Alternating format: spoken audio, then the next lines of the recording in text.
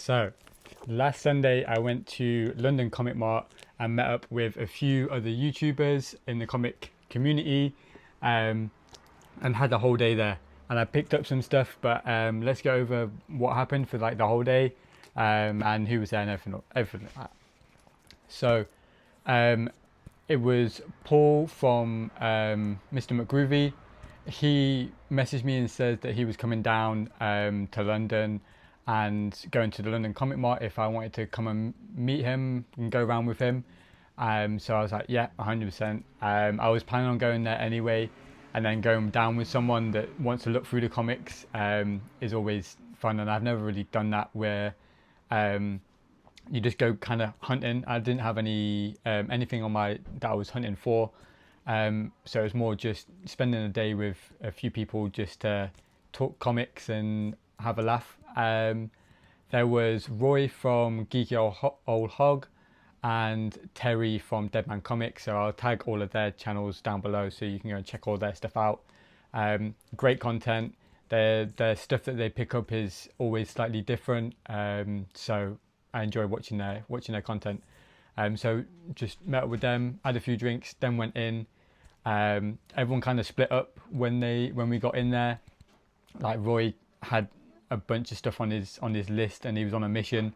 And then me and Paul, we just took the first room, looking at all the books on display, like all the wall books, flicking through a few boxes and stuff like that. But it was mainly just seeing what was there, big books, stuff that you don't normally get to see in person, which was great. And then we had another little break, and then me and Paul went and tackled the other rooms. And then when we was finally deciding, right, we're gonna pick up some stuff, I'd kept my eye on a few things. We turned around and most of the stores were closing. We'd been there all day, so rushed round to the few that we remembered, and I got a few stuff. I got some stuff from the comic vendors that was there. So there was Top Banana Collectibles, so you can go check them out. I didn't get anything from them. There was also Comic Centric, which had some amazing books on display, and their prices were really, really good. And they also did a good few little deals and stuff with a few others that was there. Again, I didn't pick anything up from them. I did have my eye on some stuff. There was first Silver Age appearance of Scarecrow that I was eyeing up, and the first Shocker. But I had my budget, they were over my budget, and I was like, no, let me stay to where I have cash, and picked up the other stuff. And then there was Incognito Comics as well, and they again had some really nice books there. Let's go over what I picked up. So we have Creepy issue 6.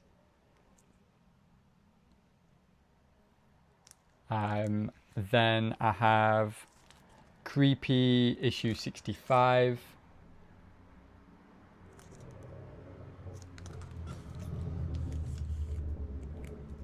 And then I got Creepy issue 27. This one is a Frank Rosetta cover.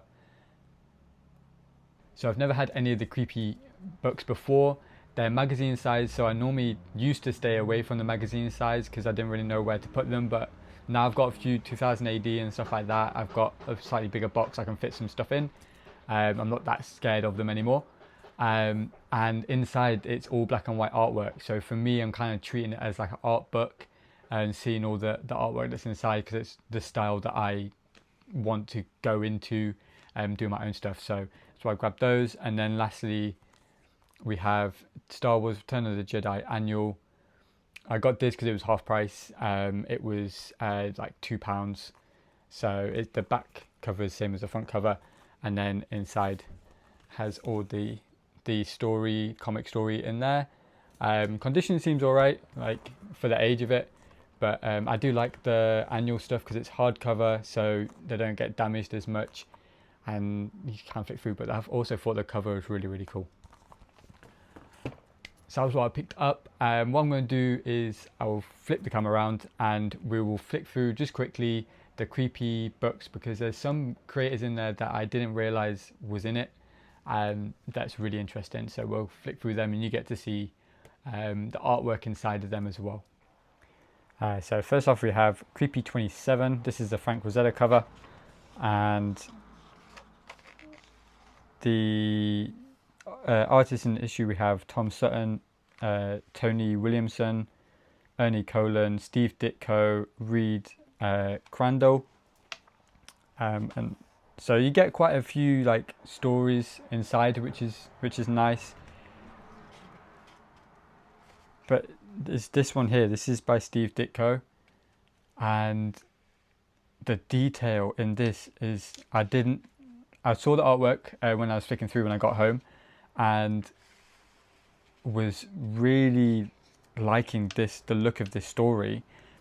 Didn't even realize it was Steve Ditko, and then obviously I'd read that he was in it somewhere, so I'm flicking through trying to find different the different story that he did. But this is it, and at the bottom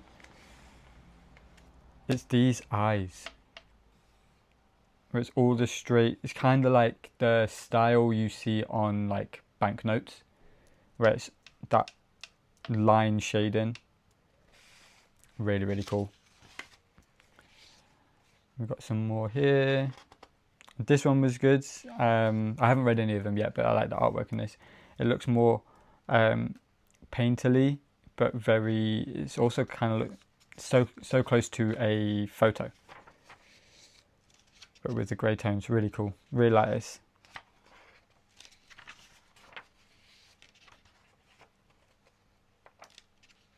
And then this one's kind of like a Conan the Barbarian.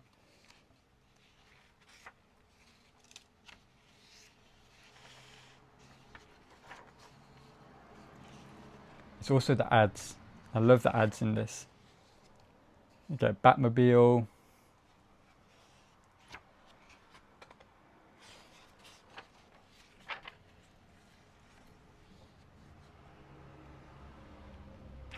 And all the different creepy covers.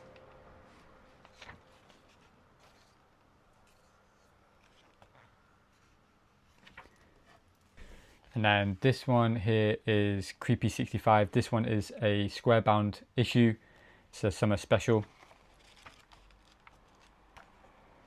But I did find with this one is it's double sized, but there's like so many pages of ads in this.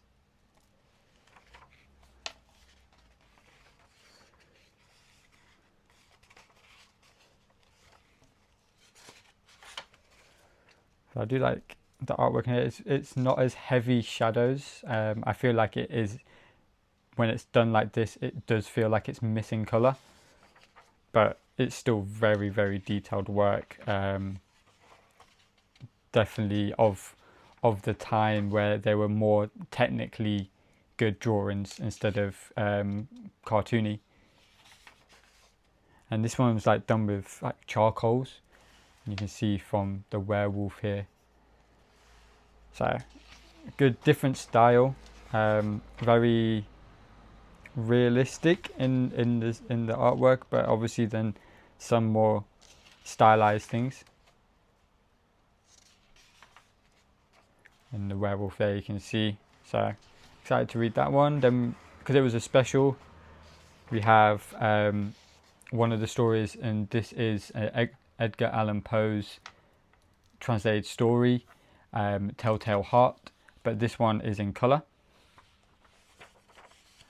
So they would have used some extra money for this one, as it was the summer special, to do the centre story in colour. It's kind of like with 2000 AD, where they would do their issue and then the centre page is in colour.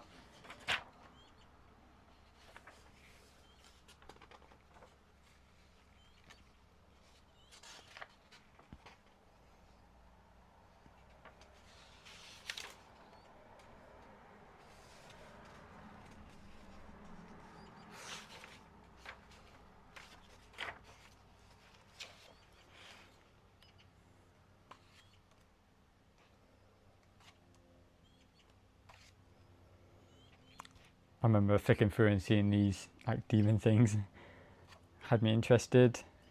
And then the rest of this is all ads. It was just ads on ads on ads.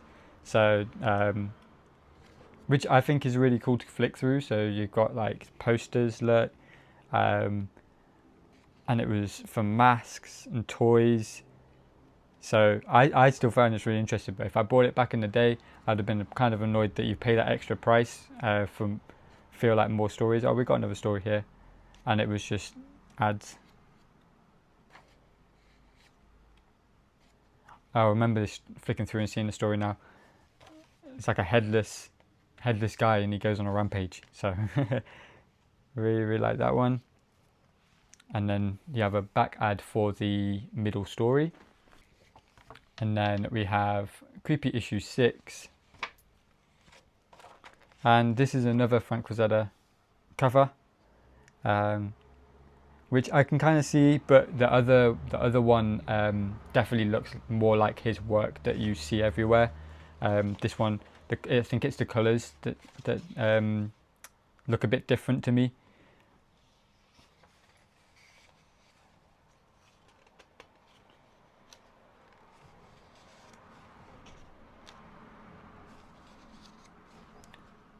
But again, all the stories, you got like a Roman story here.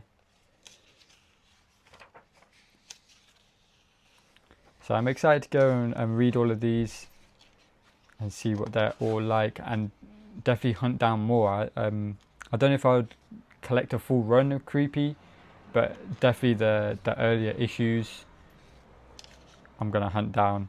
I don't know if if they stay all black and white, then I probably will. But if they start adding in the colour, I might not.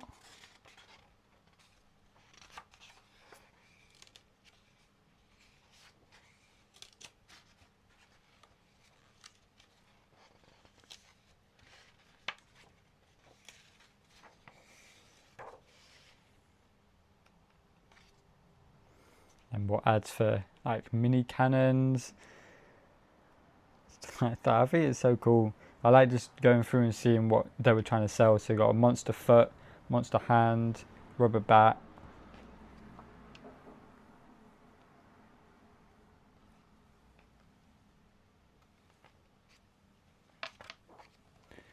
And that's them. So that was everything that I picked up.